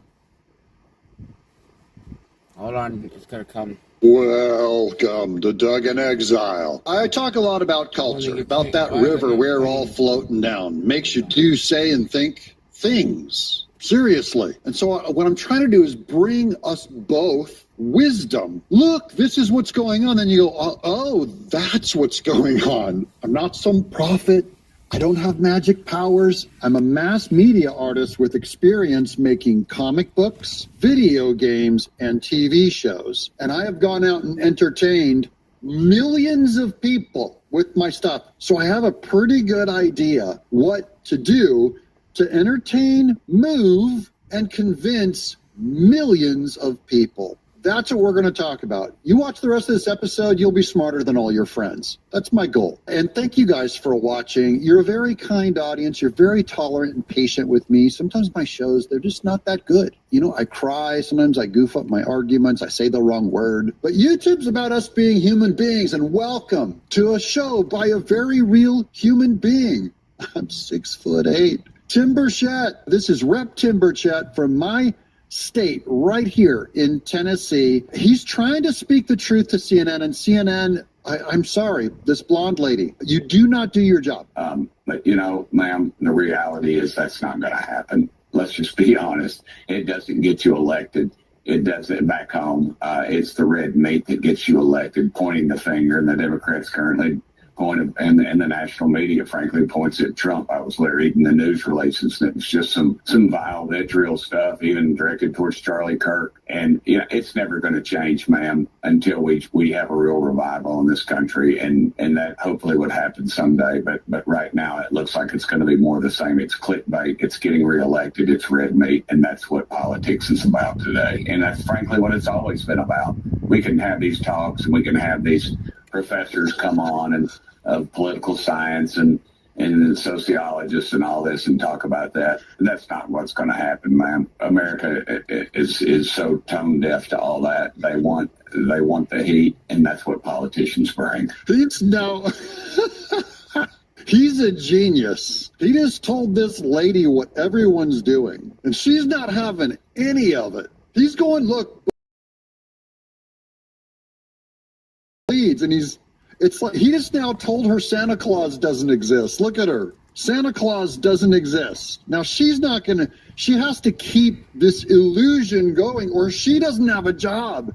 If CNN, if we ever realize, hey, this is all clickbait, Both sides, they're just trying to animate you and get you to move a certain way. And if it bleeds, it leads, and I'll get my donors and I'll get views on my channel if I just clickbait you enough, you know? She's going like, wait a minute, watch this. Well, what the governor is getting at is that everyone needs to look inward in the wake of this violence. Okay, is she going to demonstrate that by looking inward, guys? Do you think this woman's going to, this CNN news person, is she going to look inward?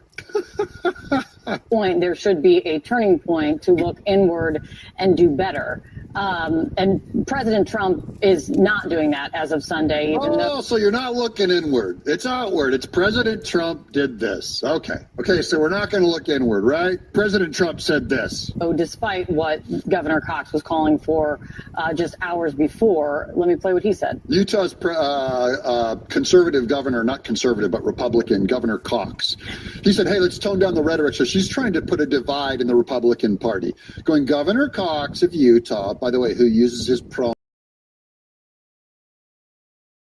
And then listen to Trump disobeying Governor Cox. The problem is on the left. It's not on the right, like some people like to say on the right. Dictators.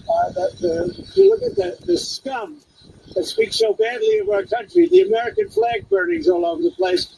That's the left. That's not the right. That is not accurate. I mean, there's a long list of recent political violence against Democrats. The point being is that there is more and more political violence across the political spectrum, targeting both the right and the left. This woman is a lying bee. I hate to say it. This really bugs me. Okay, she plays the clip. Trump goes, the left are lying scum. They're burning flags. That was his example. And then she says, that is false. She said there's been recent violence against the left by the right.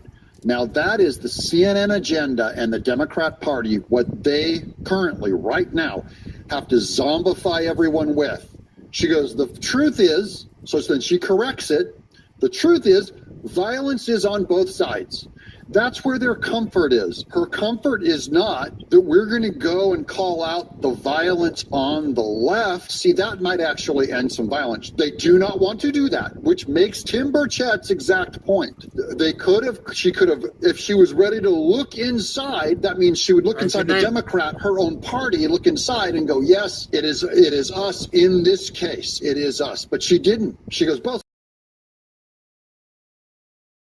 What do you do with this if the president does not want to take the lead in trying to help? Man, it's all over. It's not just the president. The guy was shot at. He was shot at once. He was almost assassinated twice. Look back at my friend Steve Scalise when he was shot. The guy had he had a Republican hunting list, and it took us 5 years, ma'am, 5 years to get that changed by the FBI. No, Congressman, I'm aware of that list. I actually I have a list of them altogether of the horrific acts of political violence. But again, it goes across the political spectrum. If it has to be, this is both sidesism. It's like you do it too. You guys do it too. Does that bring you comfort, CNN? Does that bring you comfort that both sides do it? Did that help? Are we better now? You know what? If my side, if a right-wing born-again Christian, Republican MAGA, went and took a shot at Biden, but I'll try and find a Charlie Kirk, analogous person, Rachel Maddow. My first instinct, I at least hope, would not be, well, you guys did it to us too, so we're justified. That's what they're doing. Looking forward, moving forward, if this could be a turning point, I've seen from many saying that it should be expected to start from the leaders. It should be expected to start from a president of the United States to move. She's trying to push it off on the president, going like, look, we plebes, we put all the expectation on the president, meaning I don't have to do anything until Trump calls out a trans leftist shooter. This is our second ever #1 at Country Radio. Thank y'all for supporting my music. This was called This Heart. Goes like this. You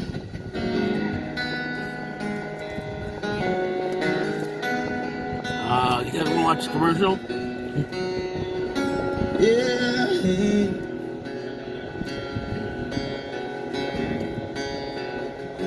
I'm up to no good again. burning through a second wind, turning these doubles into nothing, trying to drown something burning down in my chest. It's beating me black and blue, like only goodbye will do. Wish I could just drop it, but I got a problem, and it ain't even you. It ain't even you. Damn this heart and everything that comes with it. Damn this missing you every night, feeling I rip it out, girl, if I didn't need it. If you're gonna break it, why don't you keep it? It ain't doing nothing but keeping me up. I can't help it, it just loves what it loves. Hurt like hell when you tore it apart, but I didn't know that it would take it this hard. Damn this hard.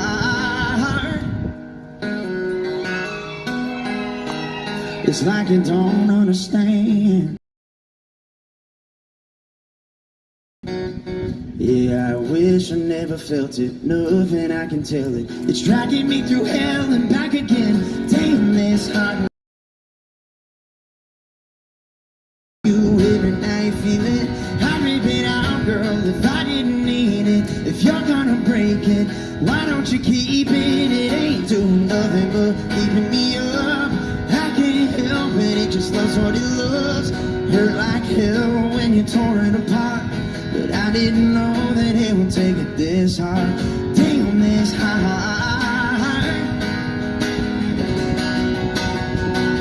Damn this hard. Yeah. It's beating me black and blue, like only goodbye will do. Wish I could just drop it, but I got a problem. It ain't even you, no, it ain't even you. Damn this heart and everything that comes with it. Damn this missing you every night, feeling I'd rip it out, girl, if I didn't need it. Okay. If you're gonna break it, why don't you keep? Calls out a trans leftist shooter. Forward and bring that temperature down. If he is not going to, what do you do with it? What do you do about it? Well, what do you all do with it? You keep putting it out. If you all truly wanted this to change in the media at CNN and other places, your editorial board would say, we're not gonna put this stuff out, but yet you continue to put it out, and that continues to. I'm creating a conversation, and I have been, and I take pride in the fact that we do bring the temperature down on this. Pride comes before the fall. No, you don't. On this program, and I'm definitely redoubling efforts to do that now by playing the words of the president in order to bring about conversation with an elected member of Congress. Conversation is their code word, too. I just want to have a conversation. No, you want to gin up debate. That's not trying to stir, that's trying to have conversation. Well, you stirred me. And that's trying to ask you what you thought about it, rather than have you come back and attack me about it. Oh, you attacked her. Tim Burchett, did you hear that? Tim attacked her. Well, ma'am, I'm not attacking you. I'm just letting you know that you all need to look within at CNN if you want to continue down this path, because clearly your ratings show that, and the conservative movement is showing that they're not watching you because of that. Now he knifed her. Look at your ratings, and she's like furious. Good job, Tim Burchett. I was hoping he might trigger her into a rant where she just started screaming, because they're duplicitous, they don't care, and they don't mean it. I wish you meant it. I wish both our sides would tone it down. If you were smart, you would, because you're going to lose this battle, CNN. You're going to drain even more. The Democrat Party is a unelectable party, thank God. If you all truly had some objective reporting instead of constantly attacking conservatives and Republicans, then there would be a change, I think. Maybe you do, ma'am, but I dare say that the vast majority of your colleagues do not. They do not come from the conservative spectrum. They Republican type. This is just a way to hit Republicans. And I hope the Republican Party doesn't go, wow, we can't let any disaster go unexploited. We got to really milk this Charlie thing and win more elections, okay? That's not, the tears are real, guys. These are real tears. And we really do have to fix politics to keep another Charlie Kirk from getting killed. It's not political for us. It is political for the Democrats. They're pragmatic. Situation, and it is absolutely not. You're seeing as much or more on the left than you are from the right, and this is just down that same road once again. And it proves my point that this will never change. Yeah, but making broad brush statements about any group of people or vast generalizations when you are not involved in any internal discussions within this network or any other network is also not moving the ball forward in a positive way. Congressman, thank you for your time. John. You know that sugar and pink salt can make you forget you ever had type 2? Honestly, I don't want to sound rude, but I'm tired of repeating. Network is also not moving the ball forward in a positive way. Congressman, thank you for your time. John. Speaks volumes. Speaks volumes. You greasy slime ball. Speaks volumes. You are the problem. You guys suck so bad. CNN sucks so bad. How bad do they suck? Here's Molly Hemingway on what CNN has been posting since the shooting. These are real CNN headlines that show they're not worthy of even, I wouldn't even let my dog crap on this paper. Look at this. These are the headlines after the shooting. From CNN, remember they got together in a boardroom and they were trying to be sensitive. People are getting fired for allegedly celebrating Kirk's murder. Not allegedly, they did. They celebrated his murder. It looks like a coordinated effort. It's a conspiracy to get them fired now. That's their headline. Key questions remain about Kirk's assassination. Here's what we know. Concerns grow over Kash Patel's leadership of the FBI. They're trying to get Kash Patel fired. CNN are scum. Wait, but there's good news, guys. NBC is reporting that numerous employees have been fired or placed on leave over comments related to Charlie Kirk. I don't want to hear about the ones placed on leave because you're going to just unleave them as soon as we turn our head. You're going to give them their job back. I do want to see a list of names that are fired. The move has sparked growing concerns about freedom of speech. Do you have and that's what the theme of this show. Welcome. That was just the introduction. That's right. We're 13 minutes in. It's about freedom of speech. The concerns about freedom of speech. No, you don't have the freedom of speech to celebrate a civilian, a Christian's murder that we all saw on TV. In the workplace. Freedom of speech in the workplace. Oh, is that the concern? Do you know how much freedom of speech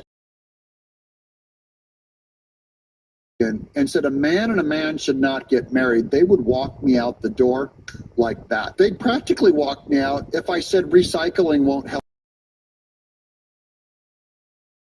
An unborn baby should have constitutional rights of protection because life starts at conception. I'd be walked out. That's what freedom of speech in the workplace looks like to these Democrats. For 25 years, they never believed in freedom of speech at the workplace. But now, when they're nurses, police, Pentagon workers, public school teachers, when one of us is shot and they celebrate it and say, yay, I'm so glad that his wife is alone, that his kids don't have a dad, they're saying, now we have concerns about if there's free speech in the workplace. You know what, you guys? Eat a bag of hot dogs. I have zero patience and zero sympathy. All I can do is laugh at the absurdity of this. With critics warning that disciplinary actions are creating a chilling effect on open expression. No, a chilling effect on celebrating the murder of an innocent civilian. These people are nuts. Do you know what really bugged them the most? Charlie Kirk here on Pastor Doug Wilson, I consider him a very good friend, on his show. By the way, I sat in this seat on this same stage with Doug Wilson on this show called Man Rappin'. I sat in that chair that Charlie sat on. Am I next? Is abortion the most volatile topic? The one where there's like a pathological, like they get very upset is transgenderism. And that's, I'm deeply uncompromising on that one as well, where I believe God created man and God created women, and period, that's it. And the story that if you have gender dysphoria, it's a brain problem, not a body problem.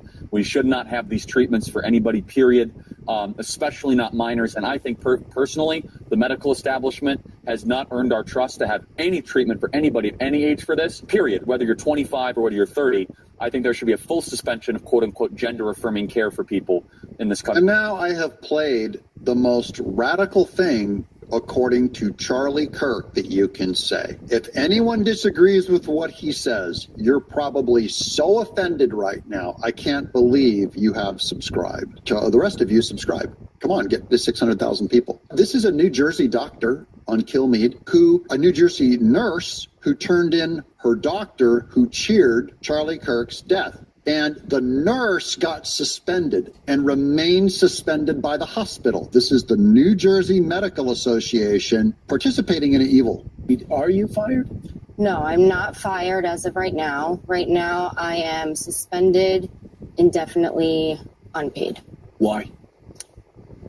So I walked into the nurse's station and I just had learned about Charlie Kirk. I saw this guy. I didn't know who he was at the time, and he was standing there celebrating the death of Charlie Kirk, saying how he deserved it, he hated Charlie Kirk, and he had it coming to him. And so you love Charlie Kirk. You didn't just wear aware of him. Yeah, I'm a big fan of Charlie Kirk. My first retweet in 2018 it was like my first blue checkmark retweet was Charlie Kirk. I was a couple years out of college and loved him ever since. You're aghast at this, and what'd you say? So I looked down at his badge because I didn't know, what job, if he was a doctor or a nurse, never saw him before. I looked down, I see his badge and it says doctor. And I said, "You're a doctor?" I said, how are you saying this as a doctor that someone deserved to die? I mean, to me, I was just mind blown. And they both take the Hippocratic oath to do no harm, to preserve life. The problem is she worked for a feminist. Feminists, what do you have to say about strong, independent-minded women? Oh, you get suspended, no pay, you're on leave. You don't get to work. That's what, just for the women. Remember, the Democrat Party and the left, we like strong, independent-minded women and she went against a male doctor, a power figure. She's a whistleblower. And they attack the victim. Every time they hate women. They don't believe in strong women. This is strong women. They don't want strong women. Democrat Party is done. Here's a Democrat who's done. I registered to vote when I was 18 years old. I registered as a Democrat. I've been voting Democrat for 31 years. I am now 49. I have been voting Democrat for as long as Charlie Kirk was alive. You abused by a member of the Catholic Church in Illinois when you were young? A global settlement may be coming in 2025. And Illinois... Now, first and foremost, I want to say to Mr. Kirk's family and to his children, I am so, so sorry. And I got to say personally, I can't do this anymore. I can't do this anymore. I'm out. I'm done. Not a Democrat anymore. Democrats, what exactly is your brand? This is a Democrat. This is a Democrat. This isn't coming from a Republican. This isn't coming from a conservative like me. This is coming from a Democrat saying, I see what our party's brand is. It is celebrating an innocent person's murder. And she goes, I'm out. Now, the Democrat, is this on her? Was she deceived to the left and to the Democrats? Is she just dumb? You're going to attack this woman now, right? You're going to go, well, she was not a good woman anyway. She's joining the anti-woman party, right? I think I can go down like 20 of your lines that you're about to say. 20 of your lines you're about to say. I know your arguments so well because I've studied them for 30 years. You lost her. What is the Democrat brand? Murder. Look, here's a guy. He's challenging me. Doug, didn't you get canceled? Why promote the same behavior of canceling the left? It's passive aggressive. It's an attack. I said, fair question. The behavior I oppose was not against being canceled, just so you know. It was against being canceled for being normal. I'm not against canceling lunatics and pro-murder people and people that say the N-word and shout it in public on the job. Yeah, you should be fired. Cancel that person hard. Cancel all these people hard. You thought I was against canceling lunatics. No, I was against being canceled for being normal, for believing what your parents believe, for believing what 99% of humanity has believed for the last 100 years, that you do not kill innocent human life in the womb, that a man marrying a man is not interchangeable with a man marrying a woman. I got fired for being normal. Big difference. I'm not against firing people for being a lunatic. These lunatics were canceled for celebrating a murder of a Christian family man.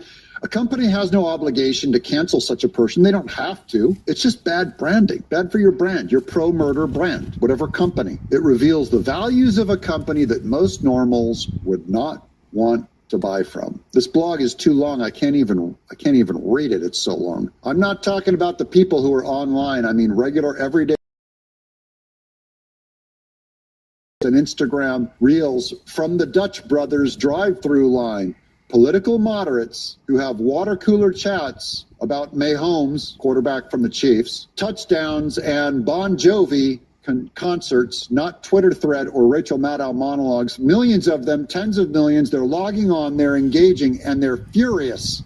And I'll be candid, they blame you guys, they blame the left. The left thinks they're hypnotizing everyone right now and getting away with this, going, we are going to rebrand this Charlie Kirk thing, that we're innocent. We didn't do anything. No, the average normal person is blaming you. Now, this person is trying to get the Democrat Party to correct. If they actually corrected and lied and said that they cared about Charlie Kirk, their political party might come back. And I don't want that.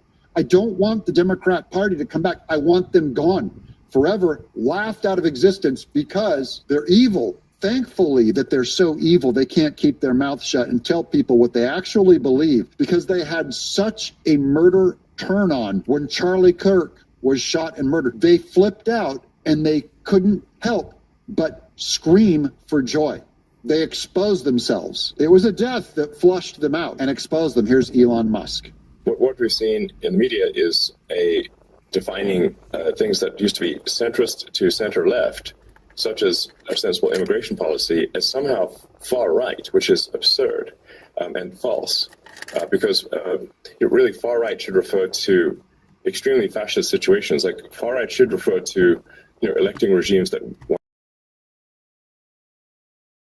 genocides or something like that. Or shooting your opponent for their free speech is what totalitarian, that's what extremists and far crazy Pol Pot, Castro extremists do. That's what Kim Jong-il and Kim Jong-un do. When someone talks, they shoot them. That's what the Democrat Party is covering up. What that far-right is supposed to mean. Far-right is not supposed to mean a sensible immigration policy. That literally, if you took speeches from politicians that were center-left and just go take their speeches from 10, 15 years ago, they were literally saying the same thing. So what we've seen is really a drift left to hesitate to use the same modifier, but where a lot of governments actually are far left, but think they are centrist, or think they are merely left or centrist, but they're actually far left compared to what the left. Remember, the far left thinks to the center. They're defending that it's normal to celebrate for a doctor to celebrate and cheer when a white Christian family man is shot for speaking like a gentleman. That's what the left thinks is center. Wait, there's more. One of my favorites. She's growing into one of my favorites. Batya Unger Sargon says you can ask people to choose turning down the temperature over revenge. That's what she's saying. They're lecturing our party. Hey, turn down the temperature. You cannot ask them to choose turning down the temperature over truth, but that's what the left is doing. They want the right, in its moment of grief, to assume equal responsibility for the violence coming from the left side via the absolute lie that both sides are equally violent. You cannot build unity on a lie because you cannot build anything on a lie. So no, I'm not going to come over and hug you guys and say, hey, it's cool, bro. You get another chance. No, not until you repent. Which is people who have posted about Charlie Kirk have jobs and are being fired because what they've posted online has been viewed by their personnel directors or leaders as inappropriate. At any governmental level or in the private sector, are you comfortable having someone fired for an utterance about Charlie Kirk's death? Are you comfortable? What if one simple chew could turn constant itching into complete comfort? This is what would happen if you gave your dog a porphy allergy and Charlie Kirk's death. Are you comfortable having someone fired if they shout all over social media the N-word? Do you? This is CBS. Who's the I? CBS. Do you? Or are we going to be absolute where you can literally do and say anything and keep your job? You know, the right has been tiptoeing around their job, being socially reprogrammed with sensitivity training, anti-hate speech training for 25 years. If you looked at a woman wrong, you were leering at her and you could get fired. Are we going to protect me leering at a woman at work where if I compliment her dress, that's a pretty dress? Should I be fired? Because you guys on the left have been running the country like that for 25 years, and now you have the gall to say, we're really worried. You go to this politician, he's a rhino, and you're trying to get him to squirm? Yeah, this is about protecting the individual businesses, and what people are seeing is this cancel culture that still persists, that if you voice something that becomes a big pushback from the community, the employer will step up and say, hey, you're about to kill our business based on what you're saying online. Everyone has to understand what they say privately online can get connected to their business. We have a veterinarian clinic in Oklahoma City right now that one of the veterinarians posted something just absolutely horrific about now we're culling out the sick ones right after Charlie Kirk was murdered. That now there's been big pushback through that veterinary clinic because people are saying, okay, this is the person. Do I want to do business with that person if they have that belief? So this is part of the challenge that we have with social media and with employment. Employers are going to say, don't hurt our business based on the foolish things that you choose to say to be able to say online. Shame them. Fire them all. Fire every one of them. I say that as someone who has fired a lot for being normal. They're being abnormal. They should be fired also. Here's Megan Basham. It's absolutely mind-boggling to me that the same people who said pastors and churches must lament the death of George, those who weep now say there's no reason to mention Charlie Kirk's assassination at church today. That was from yesterday. Apparently, some people's pain matters. That is your culture, which it wasn't in George Floyd's case. Here's Scott Adams. Wait until the haters of Charlie Kirk find out their anger is based entirely on quotes taken out of context and flat out lies about what he said. Yeah, the left. But some will experience, when they find out that they were lied to by their party and by culture, they will experience unbearable sadness and deep shame over their actions this week, and that is coming. Lord, please, let's hope. Wait, there's more. Here's Grums. He's a video game guy. The left just blew all our trust. And Grums is a moderate, okay? He's not some hard right guy. He's a moderate. So the left just blew all their trust. Normies see a nice guy doing simple debate, not a political speech, not leading a rally or a riot, getting gunned down in 4K video. Then they see a bunch of people, even their friends, cheer and clap and dance. And they ask why. And they say, well, you see, he was evil. They cry gleefully. The normie just stares at the screen. A clean-cut guy with a microphone is bleeding out horrifically. It reminds them of the sacred young blonde they saw bleeding out in the subway just a few days ago. A question forms. What did he do that made him evil? And the left says, he said things. They scream back, bit of spittle flying from their mouths. So you're happy they murdered him? Yes, you get it now, claps their kids, our children's teacher, the pilot of our planes, or their to their health, to their safety, is acting like a foaming, raging lunatic who wants people dead because they said something they didn't like.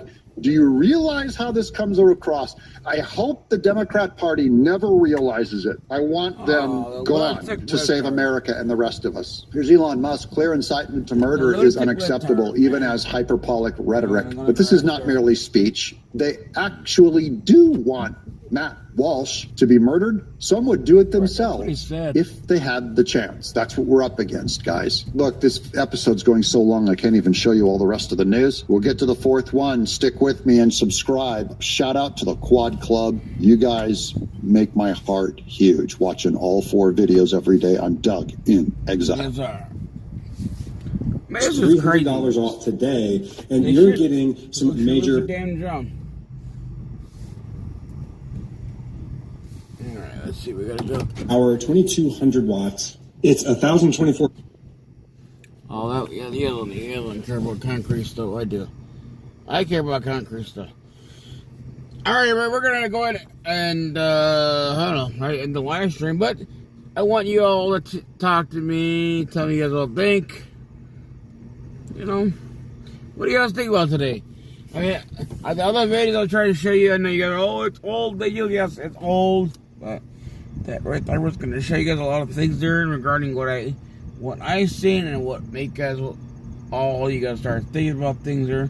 And people still think that the person they have in custody, it does not add up. They don't think it's really him, but I know now they're saying they got DNA tests, the whole 9 yards, but they supposedly, I was told that this person had a rifle, a 30-06 rifle. That's the iteration that I was told. When I was at the Charlie Kirk vigil yesterday, and they kept saying he had a 30-06. That's what he had. He had a 30-06, and that's how he did it. Person at 30-06, and supposedly 30-06 is supposedly really easy to take disabled, take it apart, and put it into the bag.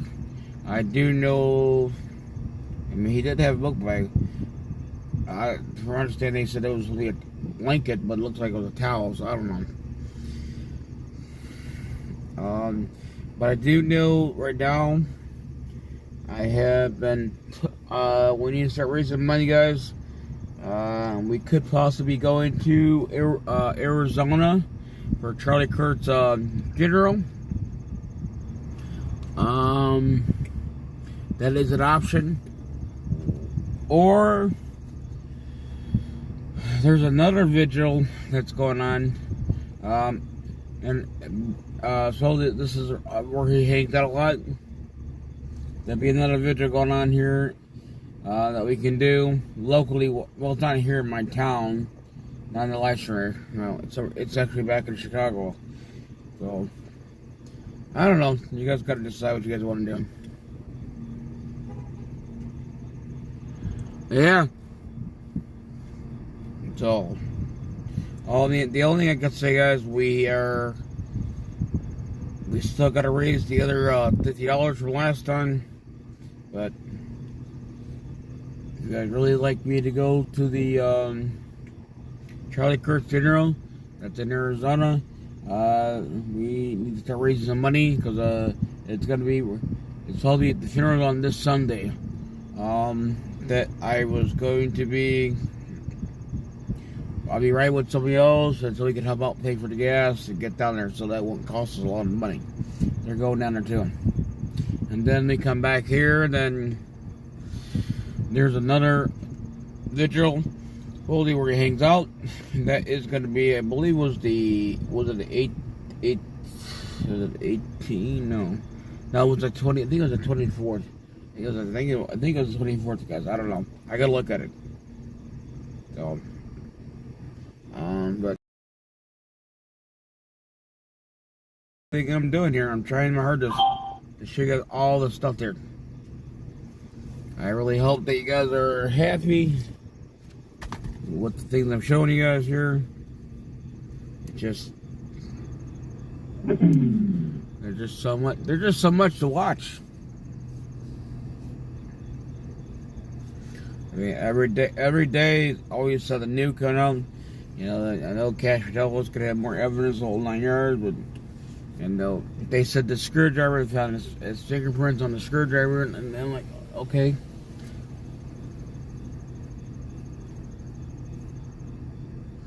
So, alright, guys, Yeah, there's more people involved. All right, guys. God bless you guys. Have a good night. Bye.